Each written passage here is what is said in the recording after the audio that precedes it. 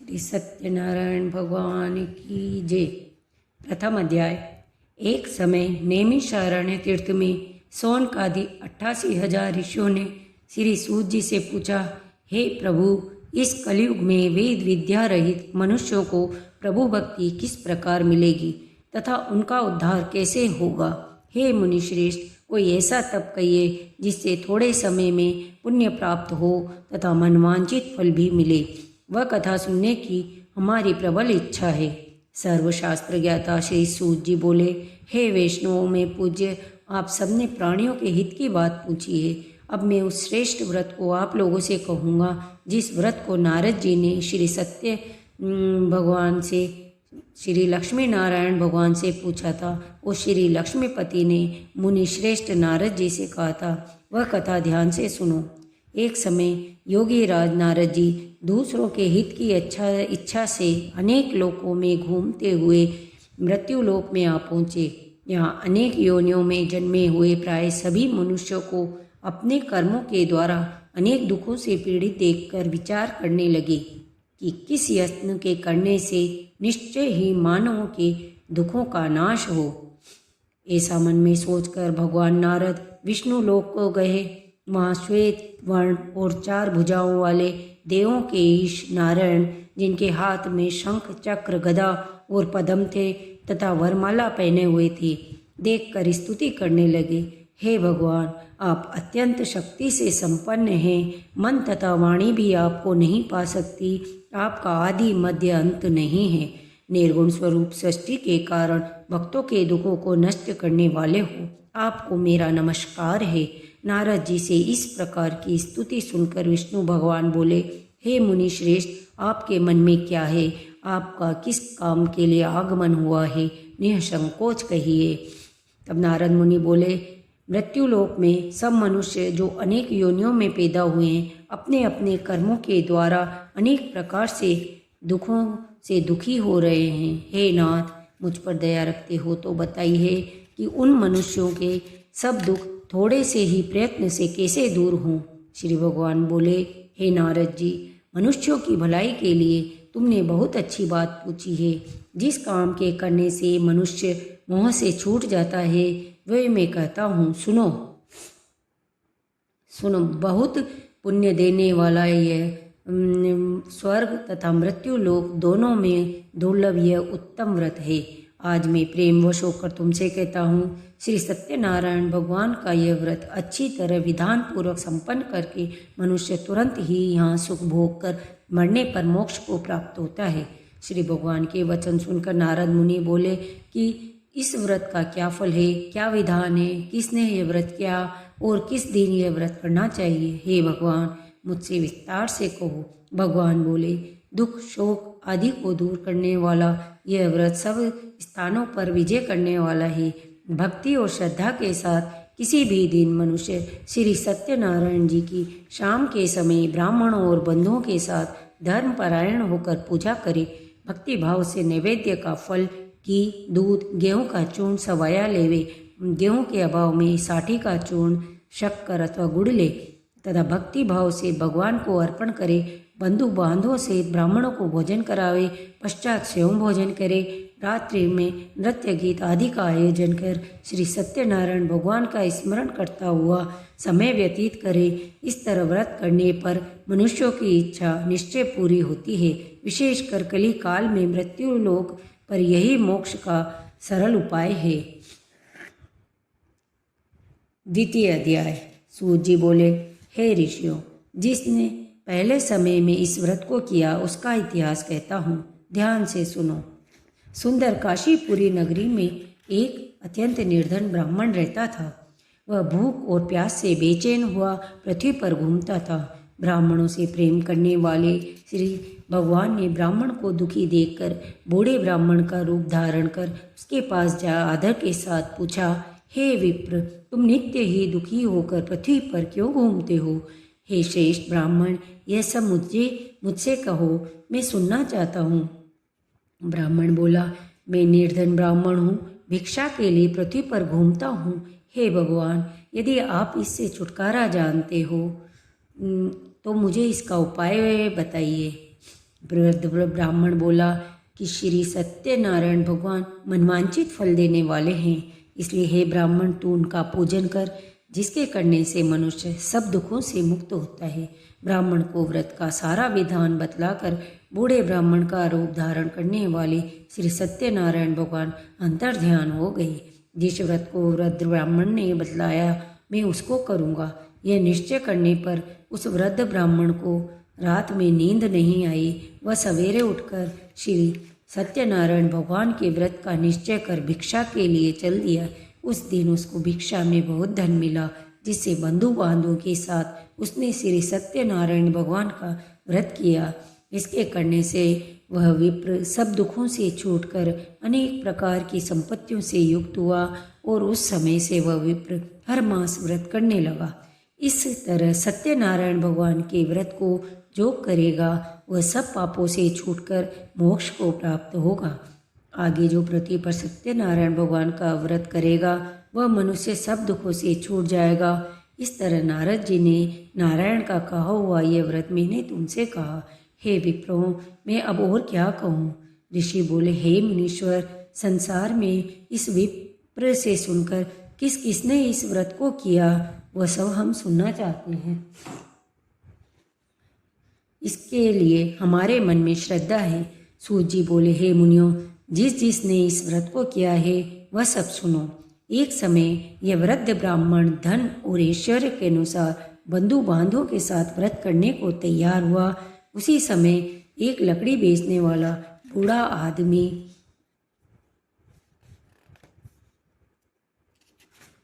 आया और लकड़ियों को रखकर विप्र के मकान में गया। प्यास से दुखी लकड़हारा उसको व्रत करते देखकर विप्र को नमस्कार कर कहने लगा कि आप यह किसका पूजन कर रहे हैं और इस व्रत को करने से क्या फल मिलता है, कृपा करके मुझसे कहो। ब्राह्मण ने कहा, सब मनोकामनाओं को पूरा करने वाला यह श्री सत्यनारायण भगवान का व्रत है। इसकी कृपा से मेरे यहाँ धन्य धान्य आदि की वृद्धि हुई है। विप्र से इस व्रत के बारे में जानकर लकड़हारा बहुत प्रसन्न हुआ।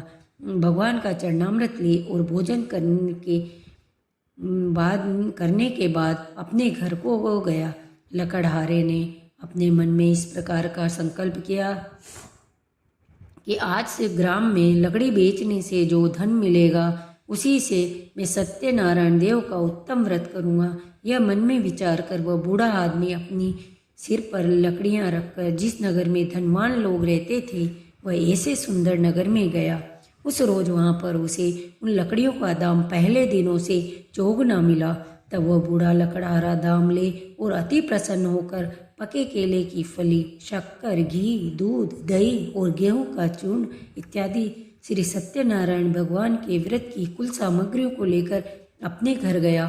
फिर उसने अपने भाइयों को बुलाकर विधि के साथ भगवान जी का पूजन और व्रत किया। उस व्रत के प्रभाव से वह बूढ़ा लकड़हारा धन, पुत्र आदि से युक्त हुआ और संसार के समस्त सुख भोग कर वैकुंठ को चला गया। बोले श्री सत्यनारायण भगवान की जय। तृतीय अध्याय। सूत जी बोले, हे श्रेष्ठ मुनियों, अब आगे की कथा कहता हूँ, सुनो। पहले समय में उल्कामुख नाम का एक बुद्धिमान राजा था। वह सत्यवक्ता और जितेंद्रिय था। प्रतिदिन देव स्थानों पर जाता तथा गरीबों को धन देकर उनके कष्ट दूर करता था। उसकी पत्नी कमल के समान मुख वाली और सती साध्वी थी।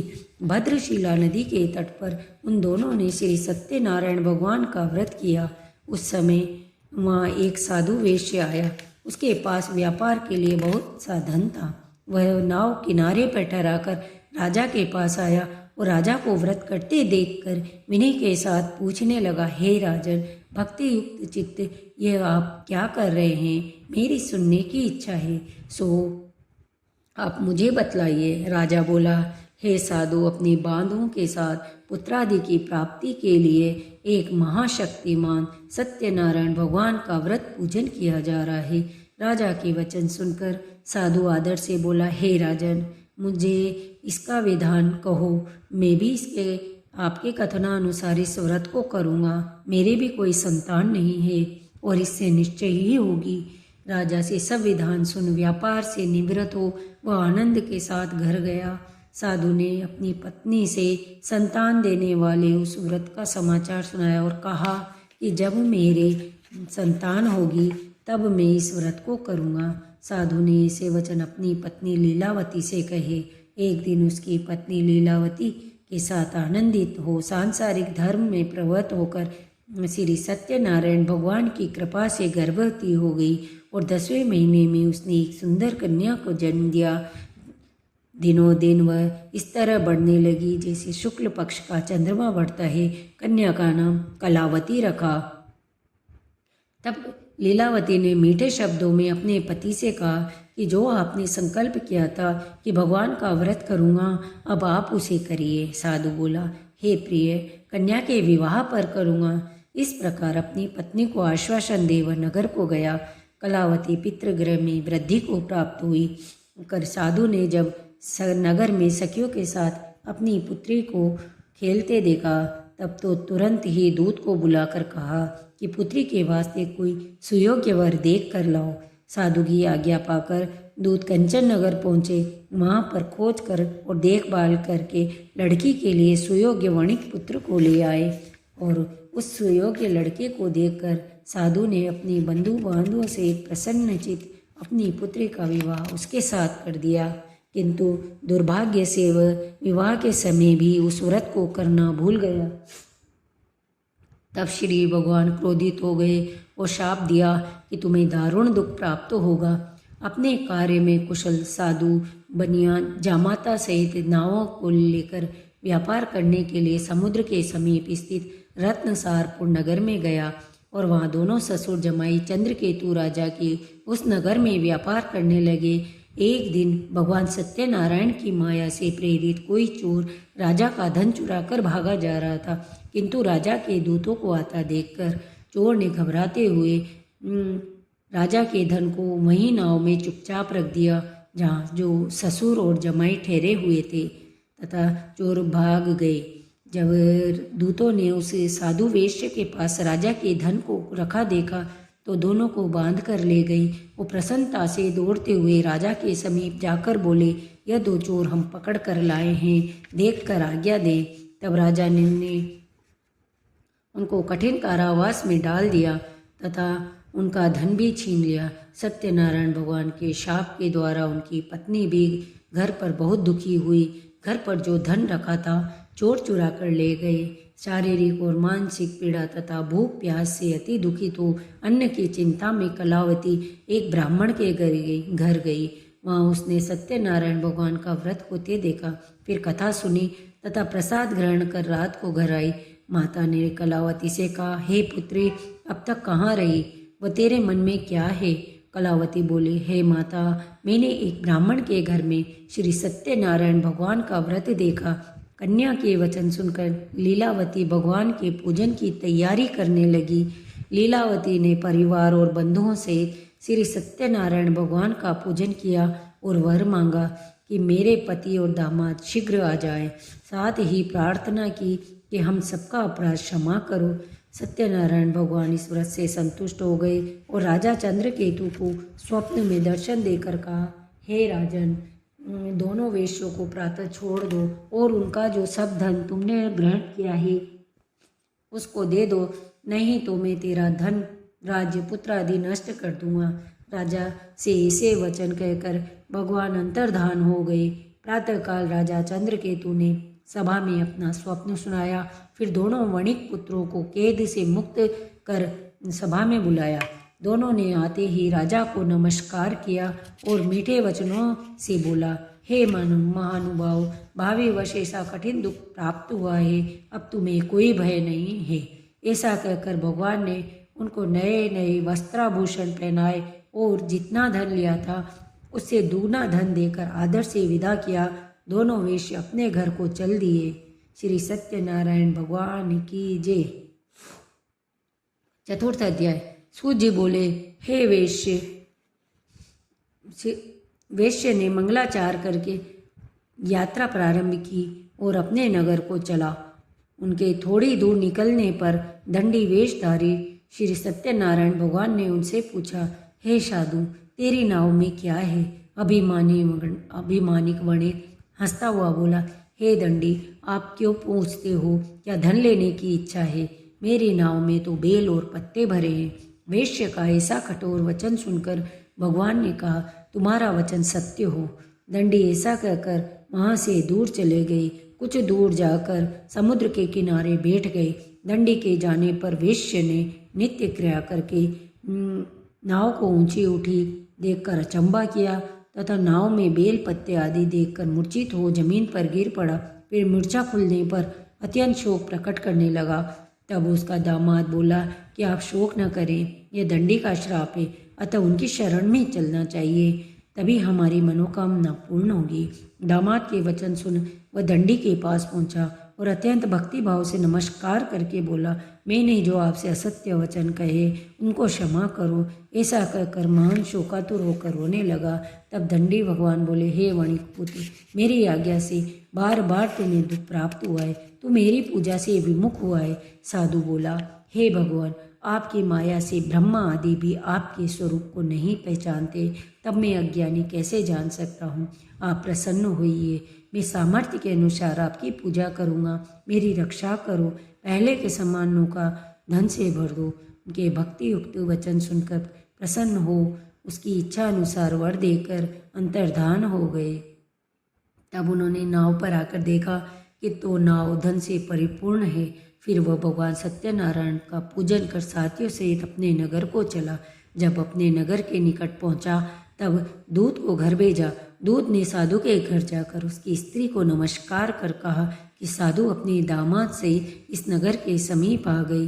लीलावती और कलावती उस समय भगवान का पूजन कर रही थी। ऐसा वचन सुन साधु की स्त्री ने बड़े हर्ष के साथ सत्यदेव का पूजन कर पुत्री से कहा, मैं अपने पति के दर्शन को जाती हूँ, तो कार्य पूर्ण कर शीघ्र आ जाना। परंतु कलावती व्रत एवं प्रसाद छोड़कर पति के पास चली गई। प्रसाद की अवज्ञा के कारण सत्यदेव ने रुष्ट हो उसके पति को नाव सहित पानी में डुबो दिया। कलावती अपने पति को न देखकर रोती हुई जमीन पर गिर पड़ी। इस तरह नौका को डूबा और कन्या को रोता देखकर साधु दुखित हुआ। बोला, हे प्रभु, मुझसे या मेरे परिवार से जो भूल हुई है उसे क्षमा करो। उसके दीन वचन सुनकर सत्यदेव भगवान प्रसन्न हुए और आकाशवाणी हुई कि हे साधु, तेरी कन्या मेरे प्रसाद को छोड़कर आई है, इसलिए उसका पति अदृश्य हुआ है। यदि वह घर जाकर प्रसाद खाकर लौटे तो उसे पति अवश्य मिलेगा। ऐसी आकाशवाणी सुनकर कलावती ने घर पहुंचकर प्रसाद खाया, फिर आकर पति के दर्शन किए। तत्पश्चात साधु ने बंधु बांधवों से सत्यदेव का विधि पूर्वक पूजन कर इस लोक का सुख भोग कर अंत में स्वर्ग लोक को गया। बोलिए श्री सत्यनारायण भगवान की जय। 5वां अध्याय। सूत जी बोले, हे ऋषियों, मैं और भी कथा कहता हूँ, सुनो। प्रजापालन में लीन तुंगध्वज नाम का एक राजा था। उसने भी भगवान का प्रसाद त्याग कर बहुत दुख पाया। एक समय वन में जाकर वन्य पक्षियों को मारकर बड़ के वृक्ष के नीचे आया। वहाँ उसने ग्वालों को भक्ति भाव से बांधवों सहित श्री सत्यनारायण भगवान का पूजन करते देखा। राजा देखकर भी अभिमानवश वहाँ नहीं गया और न नमस्कार किया। जब ग्वालों ने भगवान का प्रसाद उसके सामने रखा तो वह प्रसाद त्याग कर अपनी नगरी को चला गया। वहाँ उसने अपना सब कुछ नष्ट पाया तो वह जान गया कि यह सब भगवान ने किया है। तब वह विश्वास कर ग्वालों के समीप गया और विधि पूर्वक पूजन कर प्रसाद खाया तो सत्यनारायण देव की कृपा से सब कुछ पहले जैसा था वैसा हो गया और फिर दीर्घ काल तक सुख भोग कर मरने पर स्वर्ग लोक को गया। जो मनुष्य इस परम दुर्लभ व्रत को करेगा, भगवान की कृपा से उसे धन धान्य की प्राप्ति होगी। निर्धन धनी और बंदी बंधन से मुक्त होकर निर्भय हो जाता है। संतानहीनों को संतान प्राप्त होती है तथा सब मनोरथ पूर्ण होकर अंत में वैकुंठ धाम को जाते हैं। जिन्होंने पहले इस व्रत को किया उनके दूसरे जन्म की कथा कहता हूँ। वृद्ध शतानंद ब्राह्मण ने सुदामा का जन्म लेकर मोक्ष को पाया। उल्कामुख नाम का राजा दशरथ होकर वैकुंठ को प्राप्त हुआ। साधु नाम के वेश्य ने मोरध्वज बनकर अपने पुत्र को आरे से चीरकर मोक्ष को प्राप्त किया। महाराजा तुंगध्वज ने स्वयंभू मनु एवं भगवान में भक्ति युक्त हो कर्म कर मोक्ष को प्राप्त किया। इति सत्यनारायण व्रत कथा का पंचम अध्याय संपूर्ण। बोलिए श्री सत्यनारायण भगवान की जय, विष्णु भगवान की जय। धन्यवाद। कृपया मेरा चैनल सब्सक्राइब करें।